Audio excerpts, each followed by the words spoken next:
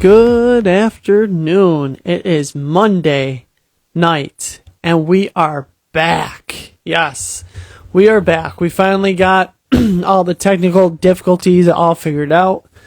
We had some major issues over the weekend. My live feature disappeared from my Instagram account, so I wasn't able to go live. So that was the hold up yesterday, and that was the major issue. But yeah, I couldn't figure it out, so I had to hand it over to my wife and let her figure it out. Excuse me. And yeah, she figured out how to get the live feature back on my account. She somehow used my Facebook account and somehow put it together with my my Instagram account, and somehow got the live feature to come back. So that was pretty cool. Also, as you can tell, the background completely different. Yes, we are finally doing some much needed updates to the DSP show. So we're doing black background. We got some cool decals being made, and they should be on the wall within the next week or two.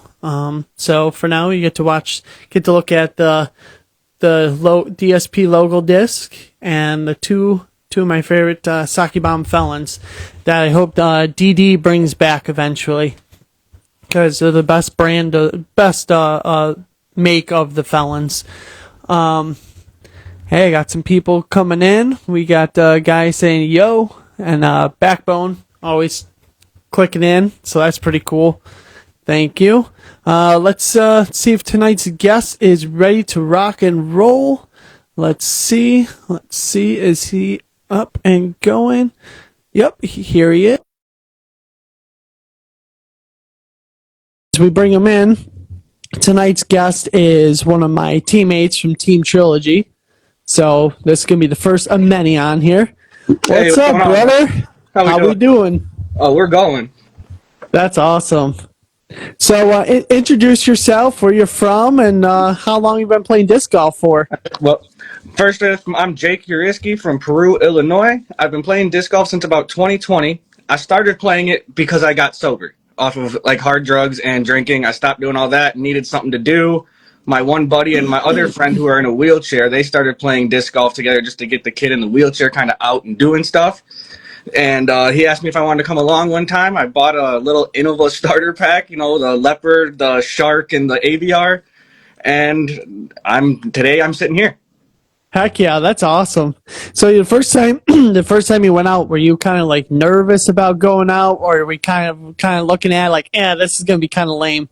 I was open-minded to it because I really didn't know too much about it. Now I'm the kind of guy, like, I wear cowboy boots every day besides when I'm disc golfing. So my first time out, I did it in boots, and that wasn't fun. Yeah. So what is it like out by you, like disc golf scene wise? Is it very popular or kind of low key? It's definitely getting bigger, a lot bigger in the last couple of years. When I first started, we had about 2 courses. We're up to about 7.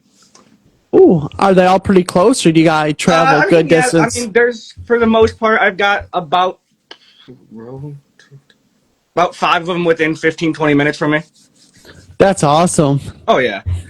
And then there's one that's, maybe an hour away. There's a lot of good ones that are an hour away. What's going on, Tom? Yeah, I was just gonna say you got some fanboys popping in already. Tom is actually one of the people I met when I first started disc golf. I met him on TikTok, and him and I kind of grew together. Oh, that's pretty cool. That's awesome. Yeah, we both kind of got like that 1,000 follower, able to go live mark. We did all that kind of stuff together. So Tom's kind of been like my OG little buddy. That's awesome. Do you guys get a good amount of rounds in together and practice together? He actually lives in Delaware. Oh, okay. Yeah, so we just kind of met on TikTok one day. I think I was on live and he came in, and we just kind of became really good friends. Me, him. There was we had like a little group where we did like a disc golf game show for a while. Ooh. It was kind of like almost like Jeopardy, where we just ask questions, get the answers, get the best answers. And that group kind of fell apart because of personal reasons from other people and health reasons with other people and stuff like that. But we had me, Tom, Kevin Gleason from Latitude. Oh, okay. Just and then other than that, really, it was just a couple other buddies and people we met through TikTok and stuff like that like to talk disc golf. That's pretty cool. Oh yeah, met a lot of good people in this sport, man. A lot. Oh yeah, tons. Not only like during practice rounds, but also online too. Oh, and online at tournaments. And especially in Team Trilogy. Yeah, like that. Team Trilogy has been such a help since I've been on it. Yeah. When did you join? In 2022. Okay. So I've been with them for a few years, but like I said, I started out with that Innova set, and I was one of them people that thought Innova was it. I watched Ricky Wysocki. He had that Destroyer. I had got one. It started flying perfect. I was like, Innova's it. And then I picked up Trilogy. And then this thing came about. Oh, yes. Yes. That is my slammers are my go-tos for everything. Good approach or great approach. I like them just because they're controllable. Yeah. Go ahead. Yeah, since we're going through your disc, let's go through your bag. Let's see what we got. Absolutely. What's for what slot and what to throw and well, I'll save this one for last. That's kind of one of my little secrets. Which is this one's kind of cool. One of my throwing putters, the Spike. Okay. I like this one. I don't know if you can see it too well, but it's got those hand grips pads right here. They're a little rougher on each side right here and here. Oh, okay. So I like that. It gives my thumb something to sit on. And it's just kind of like it's more of a texture thing. In my opinion, I don't think it really helps me throwing or makes a difference for me throwing, but it's more of like a texture thing for my thumb. It gives my thumb, it's almost like a fidget toy. Yeah. So like when I'm lining a shot up, I'll sit there and I'll. Yeah. It's like good confidence. Yeah. And then my putting putters, Supreme, the classic Supreme Judges. Okay. Yes, you're a judge guy. Oh, absolutely. Just simply because after these get beat in, they're so straight. Yeah. And like it's just so glidey and floaty. I was a judge putter, and then I realized that they don't fit my hands that well, so I switched to a maiden, so it's shallow. Okay. So it fits my tiny hands. I got little hands. I'm the same way. I didn't like judges at first, but these seem to have a slightly, like in between the EMAC judge and a judge bead. Yeah. So it's not as big, but it's not as small either, and for me, it gives me a nice little resting spot for my index finger. Okay, yeah, that makes sense. When I putt, I use my wrist as almost like a guide. I know they always say don't bend your wrist, whatever. I do the same thing. I'm like that. Wherever my wrist is pointing, I open up, and that's where I end up pointing, so it just goes there. I'm like, all right, well, we figured that out. And then my two approaches, the Lucid Slammer, and then the new Slammer I got, which is just the classic Supreme, I believe. Yeah. Or just the classic. As far as mid-ranges go, I don't carry a whole lot of mid-ranges because the ones I got do everything I need them to do. This one was kind of cool. It is a Patrol. Ooh, okay. So it's kind of like a little flippier than the Fuse. Okay. This one I like because I can get it to flip up and go straight, or I can get it to flip up and just do that gentle ride to the right. Which that's a shot that I struggled with for a long time. Yeah. I still struggle with that at times. Dude, I still struggle with every shot at times. This one's funny because I called it a gatekeeper for years. It is a pine. Oh, a pine. Yes. I love the pine, dude. I swore up and down by that disc, telling everybody, my gatekeeper does this, my gatekeeper does that. Flipped it over one day, just kind of looking. I was like, that's not a gatekeeper. And then as far as overstable mid-ranges, the Justice is something I will swear by. Yes, I just recently started bagging one. Yeah, my roommate got me this one for my birthday in 23, I believe, and ever since then, I just love the Justice. It's the same concept as the Slammer. As I say, it's just a faster Slammer is how I call it. Yes. And then this stamp I couldn't pass up. Oh, I love those stamps. I've seen those on I've seen them on a couple of anvils. Yep, anvils have them. Fuse even I've seen the Fuses with that splash stamp now too. Ooh, okay. Yeah, it's got like looks like somebody just splashed paint on it and it says Fuse right across it. Yeah, that's pretty cool. As far as fairways go, fairways is kind of my bread and butter. That's where I have my stack. I'm an escape guy. I like my escapes. I just got rid of my escapes. I bagged 3. Oh, okay. So I got a misprint one, which is a 159 gram. This is kind of my flippy one. Mm-hmm. You know, don't see too much wind. And then we got from the 2024 Trilogy Challenge, the Lucid Glimmer. Yep. I had to think for me. I was like, it's a Lucid something. And then the one that my buddy got me, it's got my name and I had to write my PG number, but it's got my name printed across the front. It's got the dynamic die. Oh, that is super cool. And then my bear. That's another one I will swear by. Yep. That is one that I can get to flip up, but it's it's got that reliable just little finish right at the end. Underworlds. Underworlds are some of my favorites. Underworld I just picked up over at Delwood. Oh, perfect. Delwood's about an hour and 20 minutes, if that, from me. Oh, that's not too bad. I play there frequently. And then here's another Underworld, Tournament X Underworld.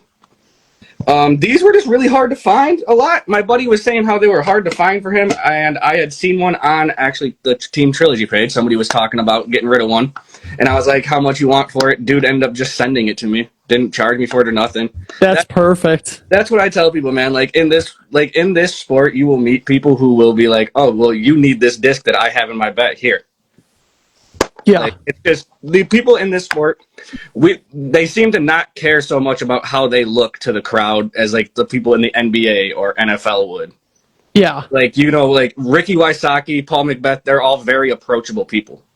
Yes, that's what I've heard. Yeah, it's like they're all very approachable people. Kevin, for instance, our buddy Kevin Gleason from Latitude, he didn't have to come and spend a lot of time with us no-name people at first and help us where we were, but he spent a lot of time on lives with us and getting us followers and helping us out. That's super cool. Anyway, I'm getting off track here. Oh no, you're fine. The Brave. Yes, the Brave. So for me, the Brave is very hard to control. How is it for you? It's pretty easy for me to control, but I think it's only easy for me to control because I threw Mavericks. Okay, yeah, that would make sense. Yep, see right there, Kevin is awesome, Tom. This disc is actually one of Kevin's. It is a 2016 Zach Melton Maverick. It is to be like the golden run. And he, I don't know if you can still see it on there, but it's got his Team Latitude stamp. Oh, that's super cool. I throw this disc religiously. This is one of my favorite discs in my bag. And, I mean, it is just a turnover monster. Yeah, that is so cool. Yeah, he's helped us out a lot. Like, there's an old jersey I have of his, too, running around here somewhere. A Latitude. And then he sent me, actually, I'll go grab it off the wall because it's probably one of the coolest things I got.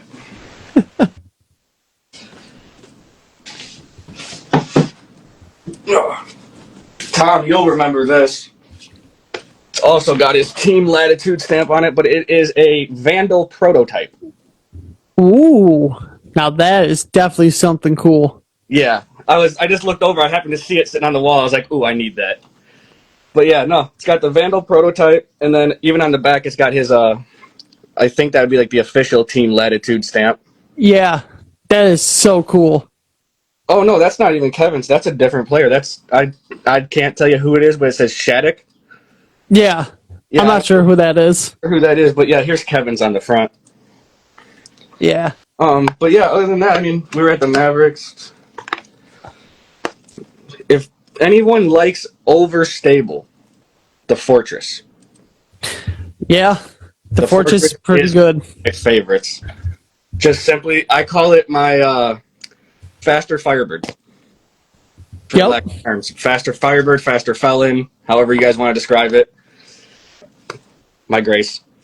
Yes, the Grace. The Grace is one of my favorites. Tom is also a huge fan of his.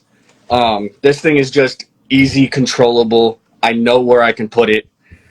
It's not something I'm going to throw, and if I throw it too hard, I'm not going to worm burn it over. Yep. The one thing about me that is very, I would say, out there is I don't run up at all. Oh, you're a standstill guy? I stand still for everything. Once in a while, you will see me do like a shuffle on a forehand. Oh, that's interesting. That's if I want to get some power. Yeah. But other than that, I normally stand still on every shot. Oh, wow. Like off the tees and everything. And I mean, I don't, if I'm landing behind people, it's maybe 20 feet. That's pretty good. So that's one thing I try to preach when I do like go out and help people and try to show people the sport is don't think that you have to have a run up. And this is a hot take. This is a hot take like a mofo. I'm telling you, I've had arguments with people over this.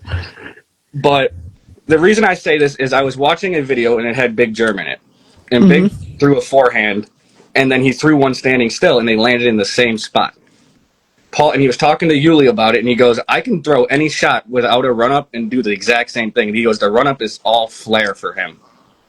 Yeah, makes sense. But, and like, I don't ever tell people, if you want to do a run-up, go right ahead. There's nothing wrong with a run-up. I will trip over my own feet. Yeah.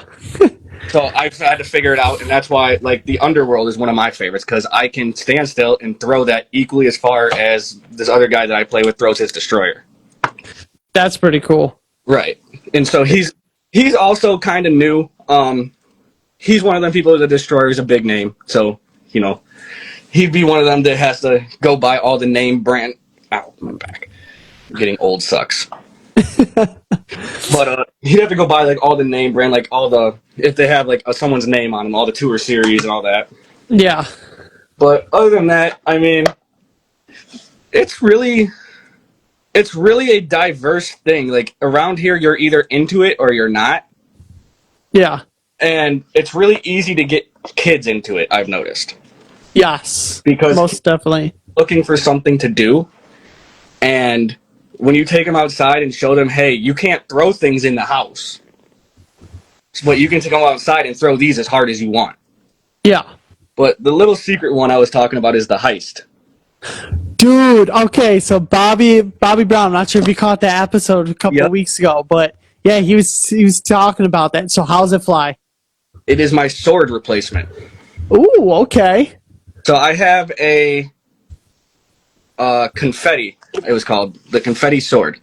Mm-hmm. And if this thing flies, in my opinion, so much better. It'll hold the angle and the glide so much longer. Ooh, okay. But, I mean, don't get me wrong, the sword does have its spot. The sword will always have its spot. This, to me, the feel of it is better in my hand. Yes. I like the feel of it better than the sword, because I can definitely make the sword do the same stuff, don't get me wrong. And that's one thing I try to preach is, you know, I can get a lot of these discs to do the same thing, because people are like, oh, you carry so many. I'm like, yeah, well, there's reasons for that. Yeah. Like, you go to Delwood, half of these might end up in a lake. Actually, here's my sword. Yeah, this is actually one of my mentor, Christopher Stone. We call him Stoney. This is his stamp. Ooh, okay. He was on West Side for about a year. He's been playing disc golf since he was in his teens. And he's a couple years older than me. I'm 29 right now. Oh, you're still young. I wish I felt it. Raced dirt bikes and rode rodeos for most of my high school career life, so my body is beat. Yeah. That's why disc golf was a nice option. Yes, it definitely is. Well, and the other thing that I like is we have a course out here that was built in an old mine. Oh, now that's interesting. Or not an old mine, I should say, an old quarry. Yeah. So it's like all down into like this big inlet. And it is a hike. It is like hiking when you go play that one. But you see people out there all the time, and I talked to a couple of guys who are like, oh, dude, I'm just out here walking to get my steps, and they put this course in, and it's actually nice scenery. He goes, I'm able to walk around, watch you guys play. You know, and none of you guys are able to like not talk to us. Like he stopped and asked people like, how do you do this? How do you do that? He goes, but they've always explained it. They've never like told me to go away. Yeah. I'm like, you won't find that kind of I mean, you will, but you ain't gonna really find those kind of people in a disc golf setting. We're all kind of the same, but in one person in a sense. Yeah, most definitely. So what's your favorite course out there, and what course are you kind of like, oh, I try and avoid that one? My favorite course out here would probably be something. It's called Starved Rock Disc Golf Course, which, okay, I don't understand why they called it that. Because it's not at Starved Rock. Yeah. It's at a park in Oglesby, Illinois called Lehigh Park. and I call it my mini Delwood. Okay. Because I don't know, have you ever played Delwood? No, I've only played in New York. Okay, okay. Oh, I have one of my other buddies is in New York too. He's over by the Bronx. Okay, so he's what that'd be east. So he's far east because I'm in Western New York. Like Okay. I'm in like the Buffalo area. Okay, hell yeah. Yeah, he was Yeah. the one I had to ask about the time change between us. I was like, hey, you're an hour ahead of me, right? Yeah. But as far as the courses go, I do like that Lehigh one. Like I said, that's my mini Delwood, simply because the first top half is you're in the trees, but it's park golf. There's just trees in the park. Okay. And then you get to the back nine and you're in the woods. You're in the woods up and down hills, and it's, you're hiking it back at that point. The course that I try to avoid, I call Baker's Lake, and that's probably fun. The funny part is that's the closest one to me. No, that is pretty funny. But I try to avoid it just simply because, in my opinion, it's boring. It's a lot of open. There's just a lot of open shots. Like, you're not going through trees. It's definitely more park golf. It's something just kind of recreational for people. I call that the learner course. Yeah. Not going to throw, and there's not going to be a tree right off the front of the tee pad. That one, and then there's one at our local community college, IVCC, and it's just a 9-hole course, but it's got 2 tee pads per hole, so it's got the whole 18. And then we got a couple different layouts from it. I'm from Peru, Illinois, Jeff. And then, sorry, I keep seeing things popping. I'm like, oh. No, that's perfect. You're doing that perfectly. IVCC is definitely, it's not one I should say I avoid. I don't play it a lot because it is a smaller course. And Yeah. throw far. So I'd like throwing putters off the tee pad. I don't really enjoy it as much sometimes. So if I go play recreational, I'll definitely try to not go to Baker's or IVCC. Yeah. Now, if I want to work on something, though, that's where I go to IVCC at. That's where I go to that community college. Like, if I'm working on a certain shot, just because I know the angles there so well, I can try to, okay, I'm going to go to this hole to work on this. Yeah. It's a lot of, I have a lot of weird training things that I do. Just the way that I do stuff is off the wall a lot. As long as it works, I mean, that's what it comes down to. I mean, everyone has their own way of training, just like everyone has their own style of throwing. Like, if you watch my forehand and backhand, people look at me like, what the heck are you trying to do here? Right, and see, that's what, I won't lie, that's one of the things that drew me to following you, was you had a different form. I like the different forms because, like I said, I'm a standstill thrower, and I don't want to call it like an enemy, but like a rival almost for the first year and a half of my disc golf career type stuff, and all because I was a standstill thrower. Yeah. He just didn't like it. He was like, no, you have to run up. It doesn't make sense that you can do it. I'm like, no, you don't. It doesn't need to make sense. I'm showing you. Yeah. But in all, he's a good guy and everything. It's just he likes things his way. Yes. There's always a couple of those people in the local scenes. Oh, yeah. Yeah. And he's one of those, I got on Team Trilogy, and then also sponsored with Underpar. Yes. I don't know, you've probably seen these, the Mojos. Yes. Yeah, I'm on their team as well. But that Mojo, I swear by. I love that thing. Yeah. It helps your back so damn much. Yeah, I've seen a couple people with those. It's pretty cool. Heaven's actually got one too, Gleason. Yeah. Yeah, he's with me on Team Latitude. Or not Latitude, wow, Mojo. He's over here. I'm looking at his stamp on my disc. Yeah. But yeah, man, I mean, what really made it, what do you do, like, to, like, not worry about the other's opinions is what I was wanting to know. What do I do? Yeah, like, if somebody comes up and, like, says something about, like, oh, what was that shot? Or what was that in your form? Like, and they're trying, like, they got that tone, you know what I mean? Yeah. Like I said, I think it was last week or 2 weeks ago. Justin, he was on, he was one of my first guests on here, or second or third, I don't know. But Justin from Florida, I talked to him a lot, and he because that was something I struggled with at the beginning of the season. He explained to me that like break it down and slow it down as to this. Everybody's unique and different, so it's basically you doing artwork out on the course. It's you expressing yourself. And he explained to me how he did dance and gymnastics and everything else. So he was explaining to me how he's more flexible than most people. So he uses that to in his form to benefit himself. And he goes, I don't care what anyone else is doing because it comes down to me doing what I'm doing. Right. I was like, oh yeah, that actually makes sense. And it took the pressure off of me of being like, oh, my buddy is shooting -6. I gotta top that. I gotta top that. Right. Now it's just like, all right, now I can just focus on what I'm doing. And it makes the game and sport so much funner. See, that was me for a long time when I first started. I played with my buddy Chris Stone because, like I said, he was kind of like, once I got into it, he was my mentor on how to do a lot of stuff. He ran a local league, or no, I shouldn't say local, it's a couple towns over, but he, ran a league, and I started hanging out with him, and he just taught me everything he knew. And it was a blast. But I did the same thing with him. Like, he was shooting -12s and -8s and stuff like that, and I'm like, bro, I'm sitting here shooting +20. Like, what's going on? And he was like, don't try to keep up with me. He goes, you're going to try to bomb shots like I do, throw spike hyzers and stuff like I do, and you're just starting. He goes, you need to learn to throw straight. Yes. Which I still don't think I can do that, right? I get lucky once in a while. Throwing straight is probably one of the hardest things I've ever had to learn, and it doesn't make me feel bad saying that because I've heard pros say that it's the hardest thing to learn. Yeah. Yeah, I'm a natural forehand flex guy, so throwing straight is very difficult. Right. That's why you like overstable.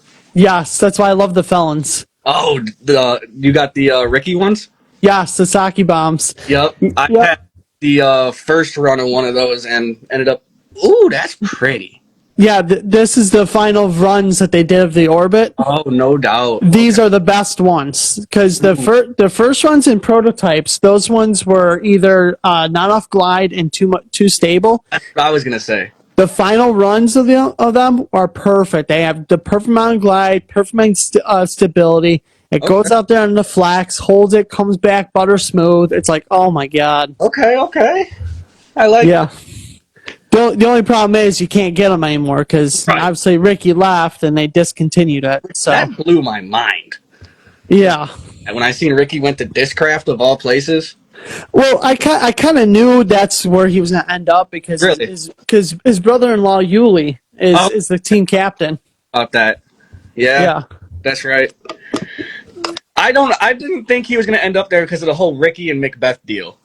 That's what I was originally thinking too, because then I was like, okay, so Discraft is reaching out to Paul's rival. Paul just had 2 bad seasons, and now you're bringing in his rival. Yeah. I was like, oh boy, that's gonna be a slap to his face. Kind of like when you think Discraft, I'm sorry to say it about Yuli, but you think Macbeth. You don't think Yuli.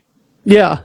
Like, I mean, don't be wrong. Yuli's got his spot. I'm not knocking Yuli at all. Yeah.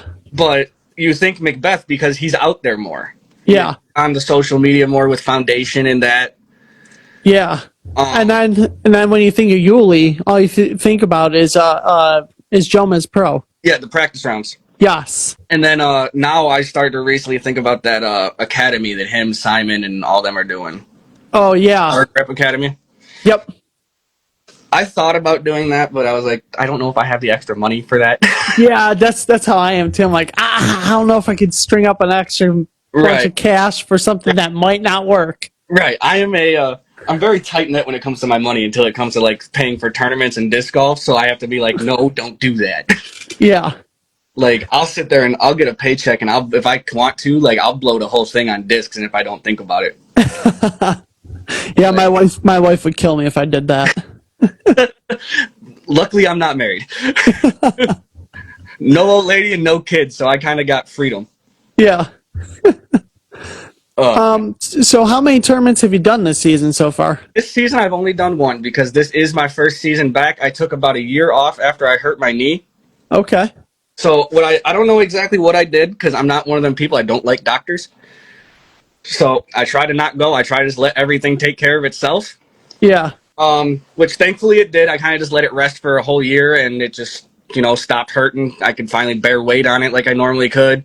So I went out and threw. The thing that told me it was wrong is when I threw, I rotated on my leg, and it's my plant leg. Oh, yeah. When I rotated, I dropped down to my knee instantly. Yeah. Oh, okay. Well, this ain't right.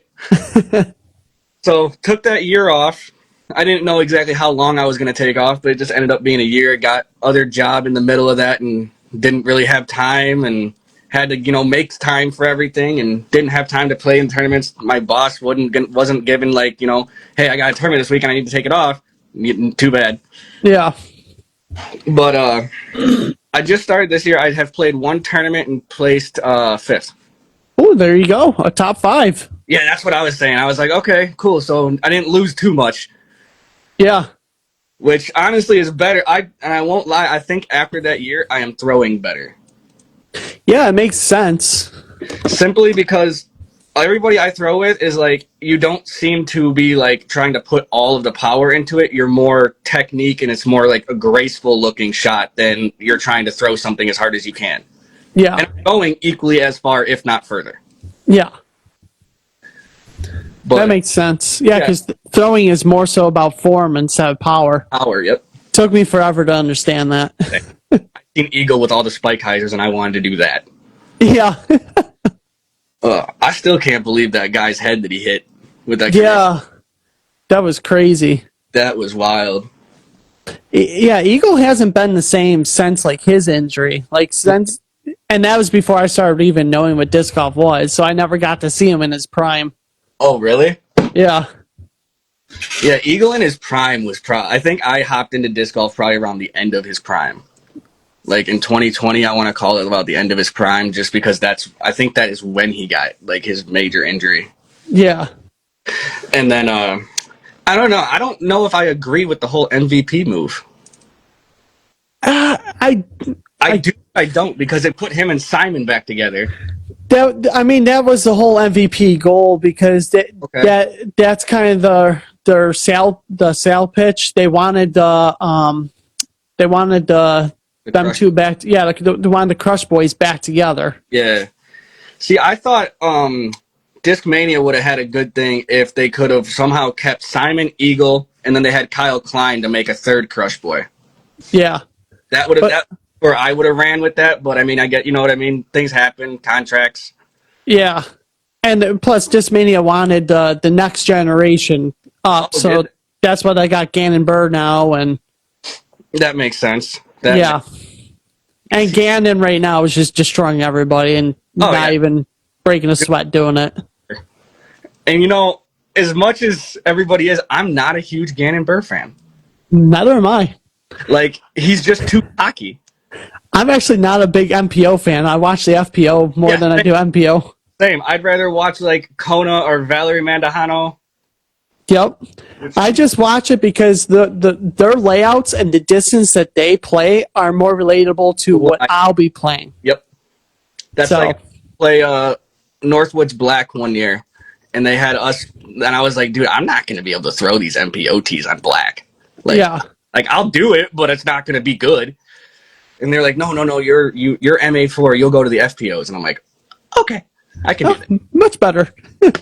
Speaking of Valerie Mandajano, it's going to be kind of hard to see because it's faded. You can kind of see the signature there. Yeah, that's pretty cool. I found this in a used bin, and it had that on it. Oh, nice. A message on Instagram. And I was like, hey, I found this disc. I noticed in the bag, that's where you sign your discs at. Is this one of yours when you were on Trilogy? And it was. Oh, that's pretty cool. Was cooler. This is my first tournament ace. No way, you got an ace? Same day I bought it. I bought it in between rounds at a tournament because I had lost one of my Mavericks, and it's a Vandal. Yes. So I lost a Maverick, and I had just seen this one, so I was like, I just want to fill the spot in my bag, so I bought it. And I liked how it felt, and I threw it on a hole, and next thing you know, I turned around as it's mid-flight, and the guy hit me on the shoulder, and I turned around, and it was just sitting in the bottom basket. That's awesome. You can kind of, I don't know if you can see it really, that little scuff there, the yellow paint from the basket. Yep. That's so cool. How many aces do you have? 4. Oh my God, I've yet to get one. I've got for a lot. Now, see, a lot of them are second throw aces. Okay. So I'm not going to sit here and be, I ace on first shots because I rarely ever ace on a first shot. Yeah. But, second, like I tell Tom all the time because he has a little backyard course that he made, which is dope. That's so cool. And he has about 18 different holes that he's configured into his backyard somehow. And they're pretty decent. And he gets aces in there, and he's like, "Oh, I don't know if I should count these." I'm like, "You count them." Yeah. You like the way I look at it, man. If you get an ace, I don't care if it's your second, third, fourth, or fifth shot. You got an ace. Yeah. There's so many people nowadays that if it's not your first shot, it's not an ace. It's like, yes, it is. I'm one of those people. Not your first shot, and it's not an ace. It's still an ace. It's just like that's why I call him. Me and the guy that was kind of like my rival, Vinny. Me and him are really good buddies now and everything like that. It was kind of like a Ricky and Paul Macbeth rival. Like we don't hate each other by no means, but once you're out on the course, it's go time. Yep. We were talking the one day, and he said something about that because he's the same way. First shot ace is an ace, the other ones are not. I'm like, okay, and that's why I started calling him second shot ace, third shot ace. And he's like, what are you doing that for? I'm like, well, you said not to call him an ace, so I'm not. I'm calling him my second shot ace. Yeah. That makes sense. It's me and him go back and forth about stupid stuff like that all the time, just to, it keeps the mood light and the card sometimes. And like I played a tournament, me, him, and then there was two more on the card. I don't remember the guy's name. He was from out of town, but he would, after every shot was F this, F that. I can't do this. I should just quit. Like I hate people like that. The entire round, and me and Vinny were trying to joke around with each other and make fun of each other's shots, like me and his shots, just to make this guy lighten up. And he was just terrible. Like that was probably one of my worst tournaments. That was out at Megiddo in Morton, Illinois. Yeah, For me, a couple people in the chat will definitely testify to that. They'll ask, "Hey, what are you shooting?" I'm like, "I have no idea because I don't pay attention to the score. I'm just out there just goofing off and having fun, talking to everybody." That's the thing. In my opinion, if you sit there from hole one and worry about where am I at in those rankings, where am I at, where am I placing, what am I shooting, you're going to end up at the bottom. Yeah. Score watching is the worst for what people people to do. I won't look at my scores in a tournament until I'm on like the last four holes. Oh, I don't even bother. Like I have no idea until the tournament's over, and I'll be like, "Oh, really? I shot that? Oh, okay." My thing is, a lot of the people I play with, they'll come up and be like, if I'm like in a contention for winning, they'll come up and like nudge me and be like, "Hey, make sure you're getting your shots in. You're in the top right now." And then I'll be like, "Okay, well, how far in the top am I?" Yeah. I'm like, "No, now that you told me that." Yeah. But I'm the same way though. Like you, a lot of time I don't want to know my score. I don't care to know my score because if I know it, then I'm going to stop having fun and focus more on trying to score. Yeah. If I have score. The more fun you have during the round, the better you play. Yep, absolutely, 100%, 100%. And unfortunately, that took me about two seasons to figure that out. I figured that out like halfway through last season when I just was like, I gotta stop worrying about like being perfect. I just gotta go out there and just have fun. Oh yeah, absolutely. And I was the same way. It took me about a season, 2 seasons to learn that too. And I mean, I think one of the bigger things that happened with me that made me want to continue doing this was me and my roommate went out to Delwood one day, and this little kid, man, I mean, he had to be 8, 9, and he must follow me on TikTok or something because he called me out by my TikTok name. Oh, that's pretty cool. Back in that time, it was Trilogy Jake. Yeah. And all I heard was, "Hey, it's Trilogy Jake," and I was like, "Who in the hell?" So I turned around and this kid walked up and he was talking to me and he was like, "Yeah, I follow your page, this and that." And he ended up giving him a disc. Well, I ran into him a couple of weeks ago again. Now, I met him back in like a few years ago. I don't remember exactly what year it was, but it was a couple of years ago. And I ran into him again just a couple of weeks ago. He is now playing for MVP. Oh my God, that's insane. So I was like, that's wild. This kid is on MVP's junior team now. And I gave you your first disc back in the day. That is so cool. Oh yeah. Then he came up, he remembered me. He was like, "Dude, I got to say thank you because I wouldn't you guys didn't give me that disc." And I to give him at the time, so my roommate luckily did, and he gave him an envy. Oh, that's awesome. I'm like, that's what I thought too. I was like, it's kind of awesome that you stuck with that and got to MVP. Yeah, You know, I tried to do my thing and con him to come over and throw some trilogy, but he wouldn't go. Yeah. I tell everybody, man, I'm on Team Trilogy, but I will never tell you that Trilogy outthrows another company just to make myself feel better or try to pitch something. Yeah. Like, my roommate throws MVP and Streamline in.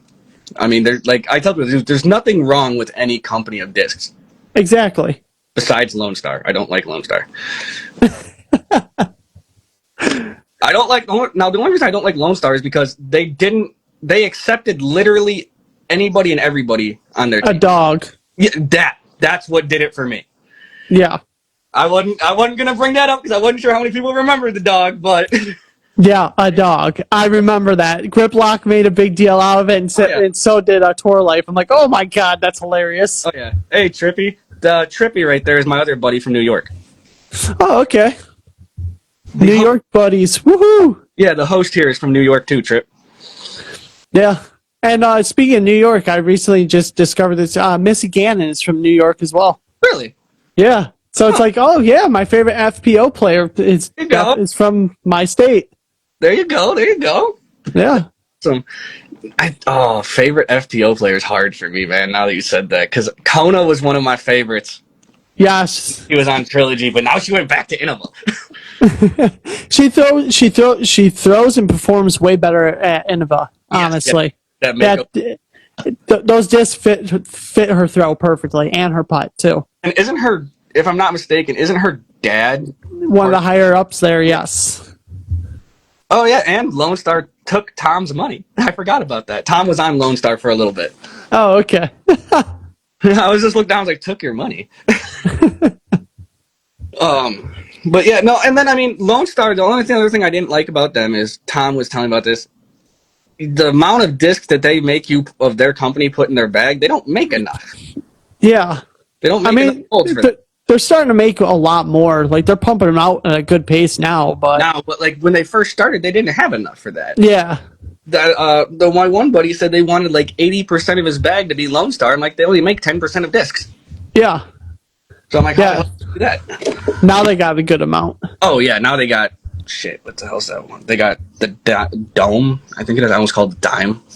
Yeah. I any other names? Tom probably knows all their names. Yeah, Bradford, who's in the chat, and I think RC Disc Golf. I think he might be popping in and out, but they were with Lone Star last year, so they know those discs pretty well. They both left Lone Star, but I played with a guy who was Lone Star, and I mean, he threw those discs, and I mean, they flew great. Yeah, like they flew great. It was just I'm a very if you present your company and yourself bad, I don't want to associate myself with you. Correct. That's why I was like, Trilogies, I like Trilogy. I like their plastic. They're up there enough that they're not going to put out a bad thing for themselves. So I don't worry about, that company, I don't like how they do this. Yeah. But Trilogy is kind of like the only plastic I've ever thrown, so that's all I know. Okay. Yeah. I wish I would have done that. I really do, because I feel like I would have learned and been more into it and gotten further faster. Yeah. I'm kind of glad I took my time to learn the shots though with different discs, and then picked it up to the point of getting on a team and playing I shouldn't have said professional, but playing tournaments. That's the word I'm looking for. Yeah. But there was one disc that I was going to say something about, and I forgot which one it was because I have so many discs scattered everywhere. I need to get you got back behind you, that little PVC rack. Yeah. I need to get that. All of my discs are kind of just on tables and in my bags. Yeah, that rack is full. I got to build another one. I need to get something like that. I started just getting little hooks and hanging all of my discs, even the one I use on the walls, just because it looked cool, and then the hook started falling, and I'm like, well, this is not working. Yeah. So, last question I got for you tonight is, what is your goals for disc golf? So, my goal is going to be I feel like it might be a lot different than most people, because my goal is not to be, 1,000 rated and be at the top. my goal is to show people like there is, because like I started with the whole getting sober thing, and disc golf is what kept me sober. So I look more towards that aspect, like show people there is other stuff to do besides going out and getting all messed up on drugs and booze and this and that. Also, to show people a lot, like you don't need to do all the motion, the run up and this and that, you know, to show them like there is a way to do this and not have to be, you know, in prime athletic shape. Yep. You know, it's not this is a sport for everyone, not just athletic people, not the football stars from high school. Yeah. You know, it's not something you got to go in the gym and lift 230 pounds every day to throw a disc. You know, you could go and they make what is it called, that it's got the disc and then the tension band that you attach to the door. Yeah, I've seen that. I don't know what it's called. Yeah, it's called. I wanted to get one for the longest time, and then I eventually just one of my discs ended up getting a hole in it, so I made my own. Yeah. Or at the one course, ran it over and put a hole right through the middle of it. I was like, great. But I mean, how long have you been playing? This is my third year. Third year? Okay. Yep. I was low key, I won't lie, I was a little worried. I was like, man, he's been playing forever. He gonna know a lot more than I do. Nah, just this is literally my third year. Well, it's awesome then. It's awesome that you have like this whole platform started then in just 3 years. Yeah. Well, it started off with my buddy Jimmy at RC Disc Golf. He brought me on his podcast because I was always weary about it. I was like, I don't know. And he's like, dude, you'll be fine. So I did a year over there. He taught me the ins and outs of how to do all this stuff, and Okay. and now we work together. Like he'll do the podcast side. I'll do live side because I like doing like this. Right. And then I have him post produce my stuff. Okay. Since he knows all the ins and outs of that stuff. That's Right. beyond my knowledge. So Right. yeah. So we still work together. That's awesome. Me and a couple other guys thought about doing like a whole podcast type show stuff. It's just we never had the equipment. Reach out to JFR Studios, which is RC Disc Golf. Okay. Reach out to him. He'll hook you guys up. He'll post produce your stuff. He knows all the ins and outs. All right. Let's say Tom was the one I was talking about that with. So Tom, we might have a discussion later. Yeah. So. No, I've been watching your show for a little while now, and that was one of the things that got me excited when you posted that. I was like, you know, I've never done a whole live show with somebody before like this, so I was like, this will be cool to do. And like you know what you're doing, you know what, like, obviously, because I just wing it.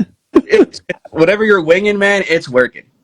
Yeah, it's working. Like I've talked to people, I've got a couple people like that I've met literally from watching your show.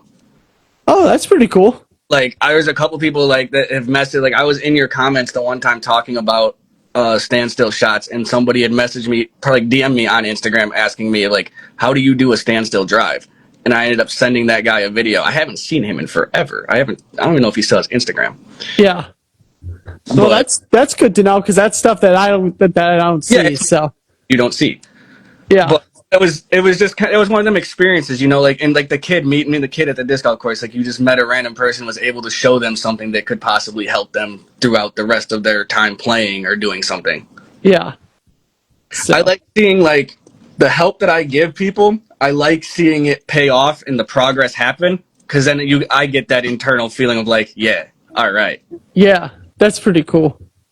That's like my roommate all the time. He'll ask me like, dude, what am I doing wrong in these shots? And then when I tell him my opinion, and I tell him like, dude, it might not work. This is what I'm just guessing at this point with you. Yeah. Like, you know, like what I would do to fix that, but he runs up.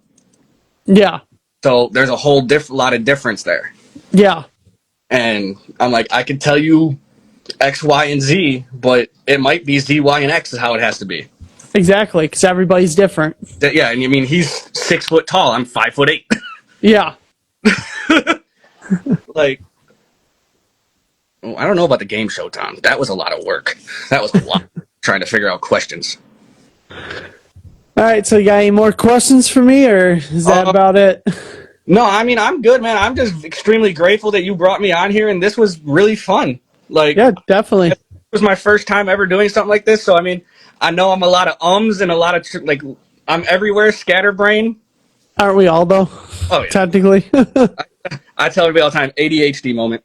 Yep. And then I'm over there. But yeah, no, that's about it for me. Unless you got more, my man. Nope, that's about it. And we're about to the free live is about to kick us off because there's a set time limit.